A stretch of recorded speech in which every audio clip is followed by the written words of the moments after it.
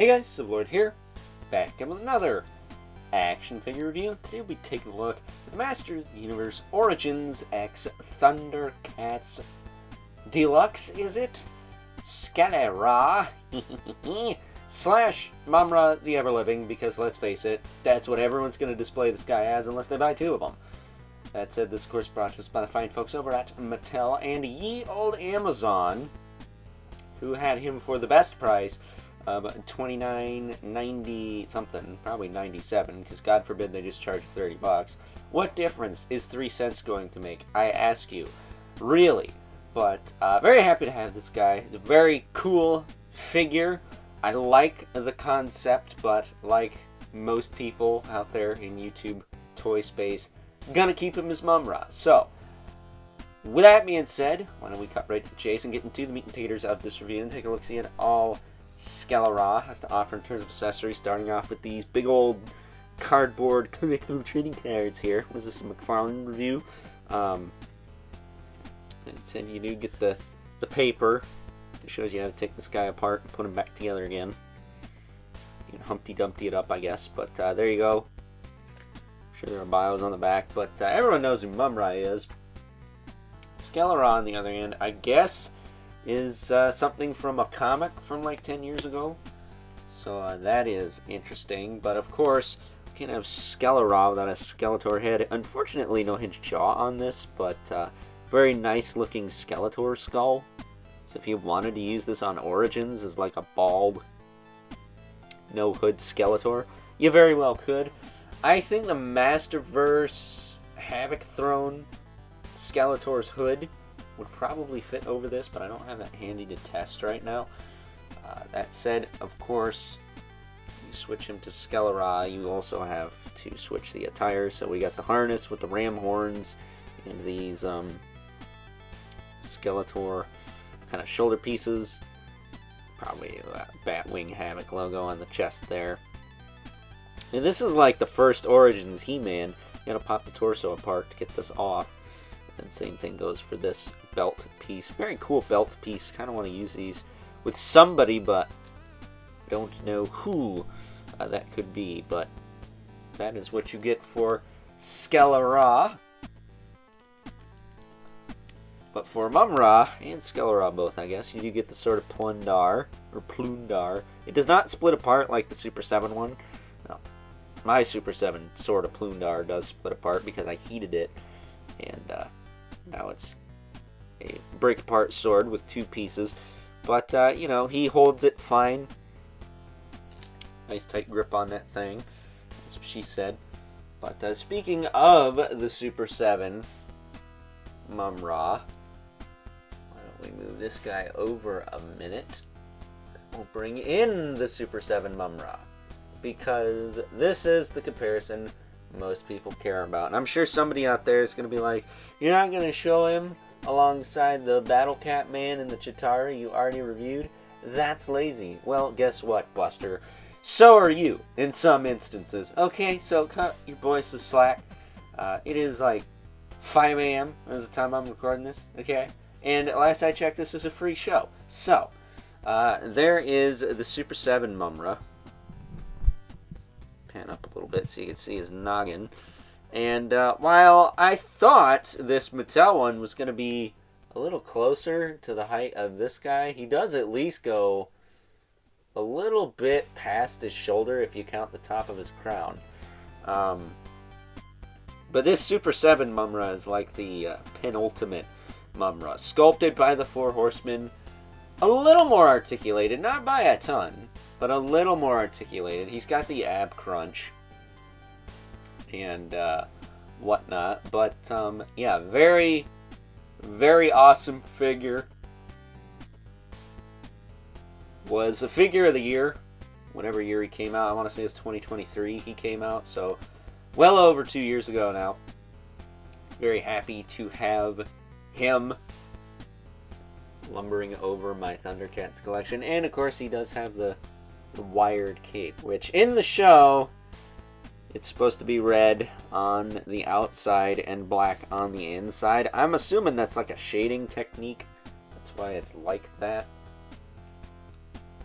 Mine also does not like to stay on these little hook things.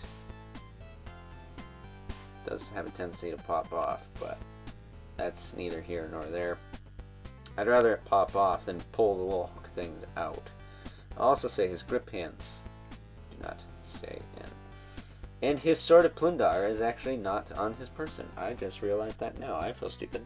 But, at any rate, that is Super 7 Mumra. Let's take a closer look at Mattel Mumra. He's got this crazy plastic cape as opposed to the soft goods the Super 7 one's got. Which kind of sucks. It'd be nice if Mattel like stepped it up and gave more Origins soft goods. I don't know why they don't do that. But in this sense, I kind of get it. So you can have him posed with his arms up, holding the cape up.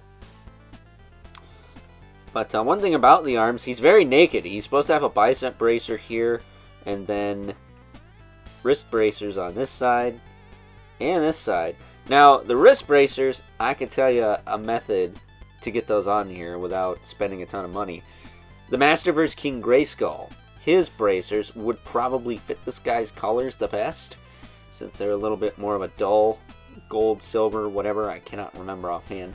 But that figure's really cheap. So you pick one of those up, you pop the hands out, you heat up the forearms, because his bracers are glued in. Even though some of them are, some of them aren't. I don't know, I don't make the toys. But you heat them up, you work them off, you flip them inside out, you cut the little tab off that was glued into the forearm of the Masterverse figure, and then you flip them back around, you pop this guy's hands off, slide them on there, bada bing, bada boom, you got wrist bracers for your Skel-Ra. I'm going to be doing that at some point, and I will get back to you guys with an update on that. Probably in time for the third wave of all repaints. Oops, all repaints. So, as far as articulation goes, his head will look side to side, up and down, it will tilt.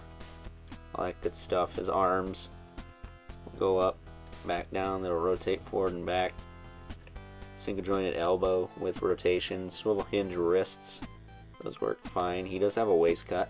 Surprisingly not too hindered by all this stuff going on. His legs, however, pretty hindered. But he's not going to fall over, is he? So there you go, there's that. He's got a little tiny thigh quiver in there. Single jointed knee with rotation. Boot cut. Hinge in the ankle with a rocker. And of course peg holes at the bottom of the feet. Now the wings. The cape moves like wings. You can spread it out like so. So you can do his whole I am Mumra, the ever-living BS he does from the cartoon. You just gotta spread his arms out.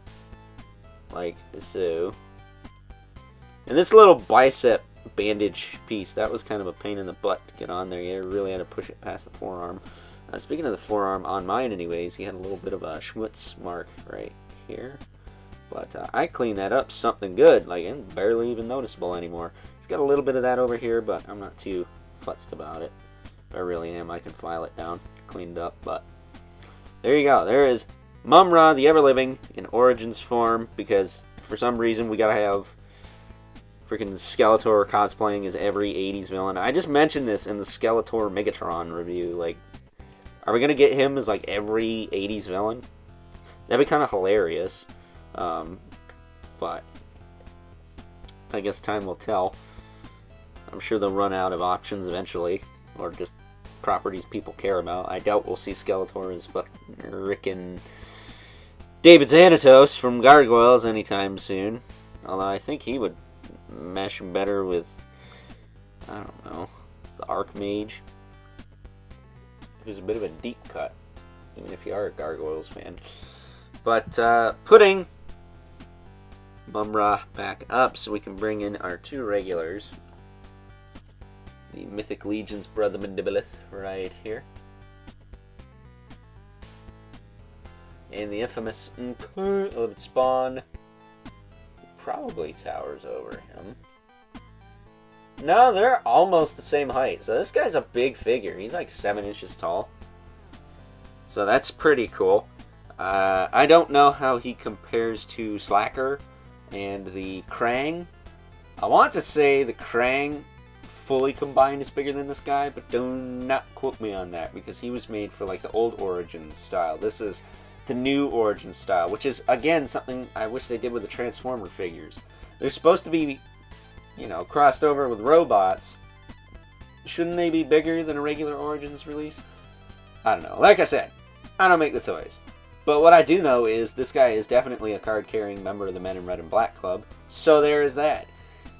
So that being said, I think it is time now that we move right along and wrap things up with some final thoughts. Overall, and aside from the lack of any wrist bling or bicep bling for the Mum-Ra side of things, and really some kind of Havoc Staff-esque accessory for the Skeletor side of things, I think this is one of the better figures from this MOTU X Thundercats line, especially if you get it for the price I did, a whopping $30 before tax and shipping, that is the perfect price for good old Skel-Ra, if you ask me. And I'm not sure if he's going to be Figure of the Year material, but at the moment, I am kind of riding that high, so we'll just have to wait and see on that, I guess. So with that being said,